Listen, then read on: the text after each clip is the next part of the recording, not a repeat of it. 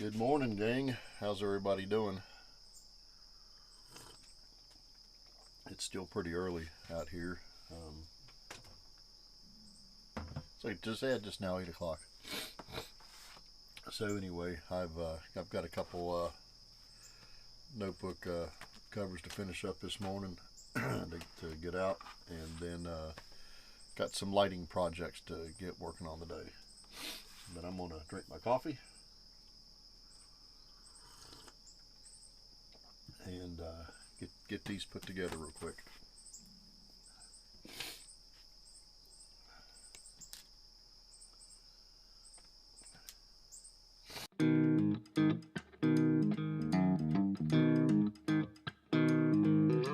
Put on the glasses so I can see what I'm doing up close.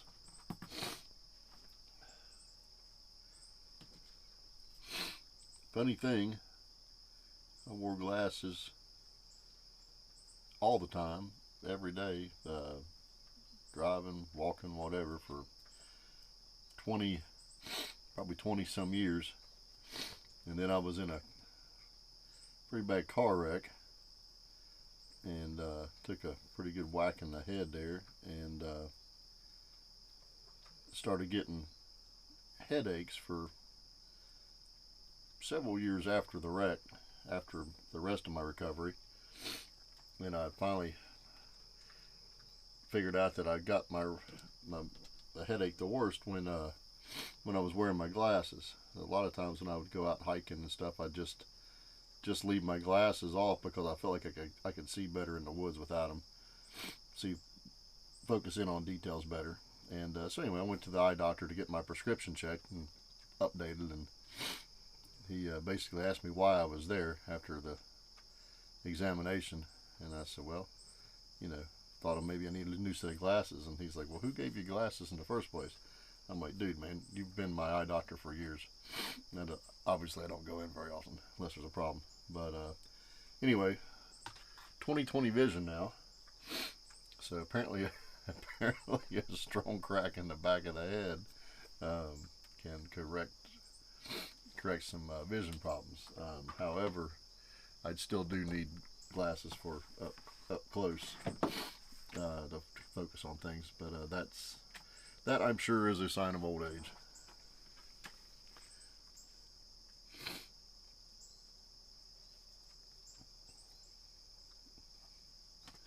Like you need a sign to let you know you're old.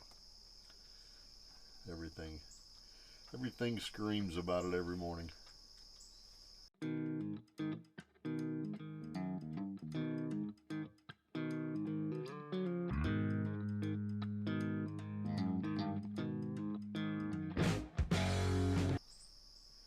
This fall coming in makes my sinuses start running. I don't know where they're running to, but they're running. I know somebody's probably going to point out that if I had a stitching pony to hold this in place, it would probably be a little easier, but you're probably right, but they take up a lot of room. I believe I think I saw one sometime, the little tiny one that kind of clamped to your work table. If I had one I could clamp, I don't even know if I could. If I could clamp it right into the side of the drawer there and work with it, wouldn't be bad, but I've just never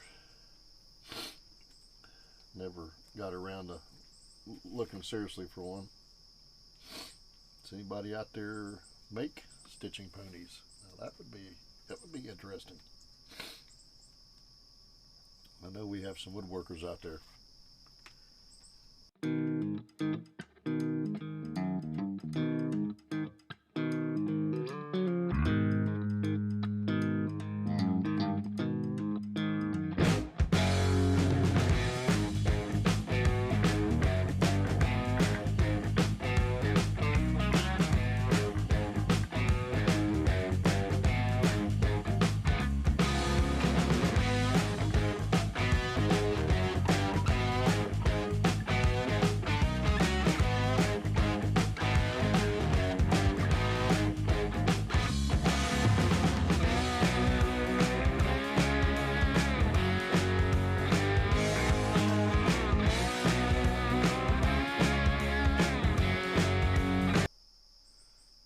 check and make sure all my stitches didn't miss one before you tie this off and melt it together, because man, once that's done there, you can rip the stitches back out, but it's a lot more work than what it ought to be.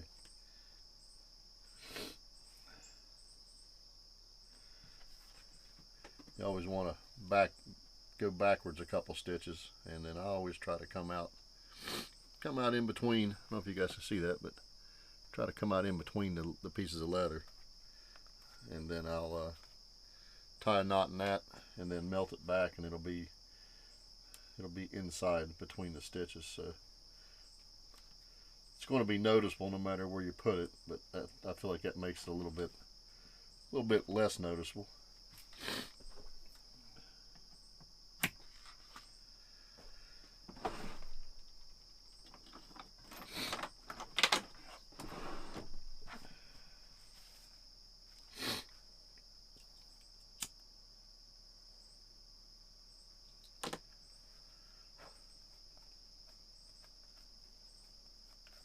And just like that, if you guys can see.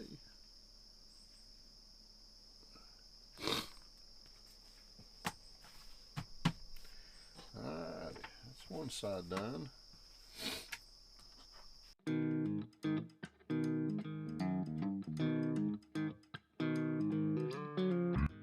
think we'll go with some red elastic for the keeper.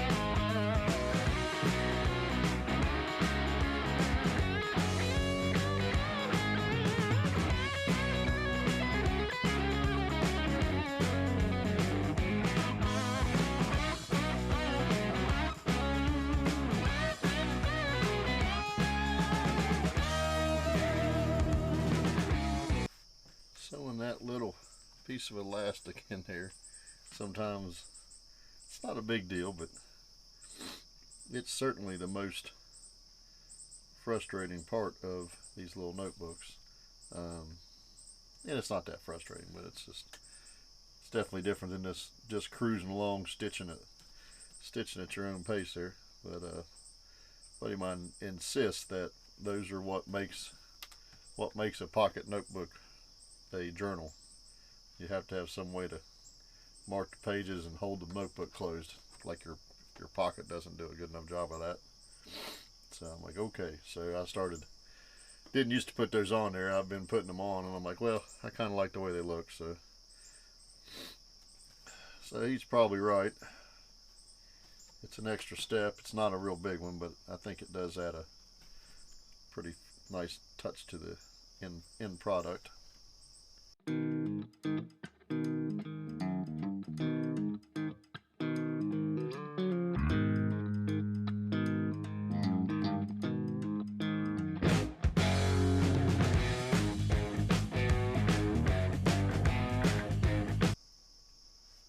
Generally like to give these just a quick rundown with some kind of leather conditioner. It doesn't really matter what kind. It's whatever you happen to have.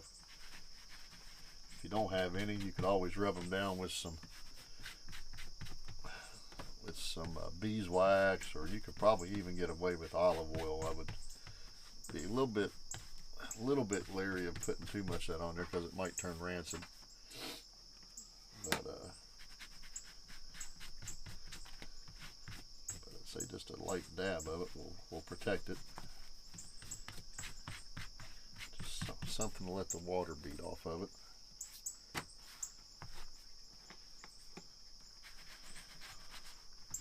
You could do this before you stitch them together, but I've found it makes them kind of sticky,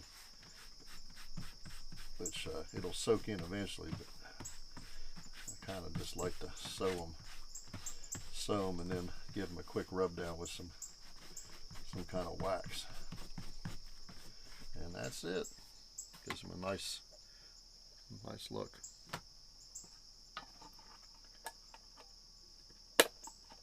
Oops.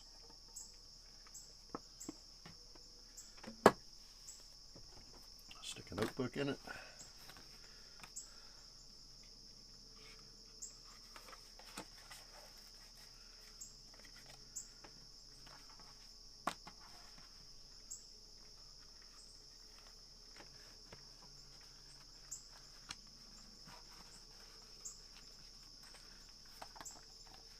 And that's that. Just got to get some photos for that, and that's ready to go up on the website or eBay probably. That's what I've been using here lately. It's kind of in the off season. But yeah, I've got one more of these to finish up. I'll show it to you when I'm done. I'm sure you guys don't want to watch me sew that together.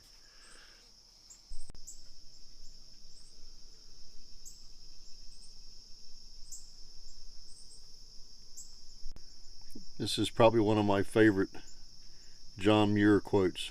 The mountains are calling and I must go. And another favorite scripture quote.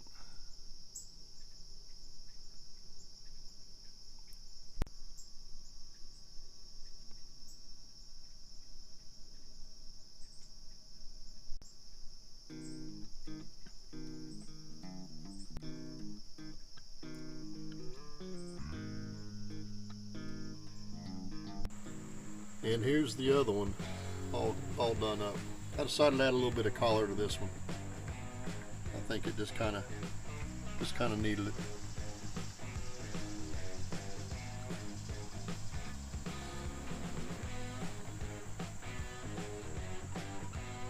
Went ahead and left the inside just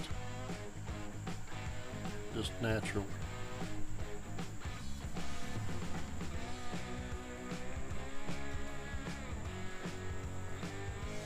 And these should all be sayings that you're familiar with if you're familiar with West Virginia. Okay, gang, in case you couldn't tell from the sniffles, I was having some severe ragweed allergies here while I was recording this one, so I'm going to cut this one here, and we'll see you on the next one, which picks up shortly after. Took a couple days of recuperation. We love you guys, me and the girls. We really appreciate you all. Come join us over on Patreon and check out what's going on behind the scenes every day in the bus build and just in the outdoors in general. So love you guys, like and subscribe, and we'll see you in the next video. God bless everybody.